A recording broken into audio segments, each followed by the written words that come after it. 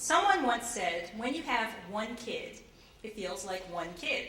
But when you have two, it's like having 200. I scoffed at this when I heard it, but when my second child arrived, I suddenly understood the difference. I know all the moms with 4 or 5 kids are going to think I'm a big weenie. But having 2 kids under the age of 2 was not just hard.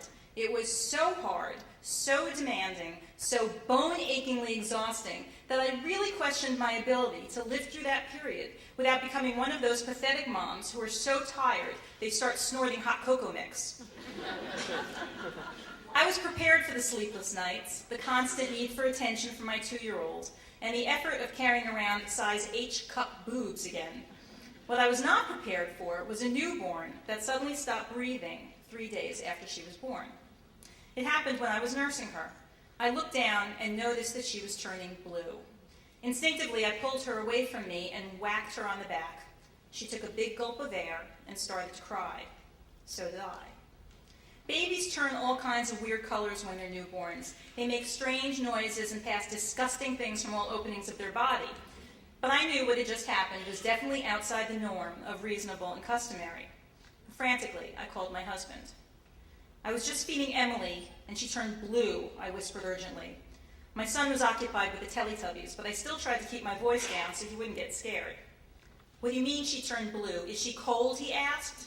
No, blue like stopped breathing blue, I clarified. Call the doctor, he insisted. Suddenly, I wasn't so sure if it was as bad as I thought. Maybe I was blowing it out of proportion, but I could tell from the tone of our pediatrician's normally cheerful voice that he didn't think I was blowing anything out of proportion. He told me to meet him at the neonatal unit of our hospital right away. I threw on whatever clothes would fit over my bloated post-pregnancy body and strapped 2 wailing kids into the car. The kid watching Teletubbies was not happy to be dragged away from the TV, and the kid who'd been nursing was not happy to be swaddled and stuck in the car seat before mealtime was over. At this point, I was crying pretty freely too. So with all 3 of us sobbing, I drove to the hospital. Your daughter has severe gastroesophageal reflux. Her lower esophageal sphincter is not fully developed, so the food and stomach acid flow backwards, the neonatal doctor explained. When the contents of her stomach come back up, it starts to spill over into her trachea, and she's at risk for gastric aspiration. This seems to be happening for up to 2 hours after she eats, even while she's sleeping. As I got the gist of what the doctor was saying, I grabbed my husband's arm a little tighter. I don't understand, I argued. She was full term. How can she have a premature digestive system? Just because we come out at 42 weeks doesn't mean we're fully cooked, the doctor explained, comparing pregnancy to a Purdue oven stuffer roaster. But will she outgrow this, asked my husband. Definitely, she said, but it could take up to 6 months or more. In the meantime, we want to put her on 2 medications to stop the food from backing up. And we need to put her on an apnea monitor, she added. Babies with reflux are at a much higher risk for SIDS. My husband and I looked at each other. When the doctor had mentioned that it could happen while the baby was sleeping, I kind of knew where she was headed. But when she actually said the word SIDS, I felt like I was the one who was having trouble breathing.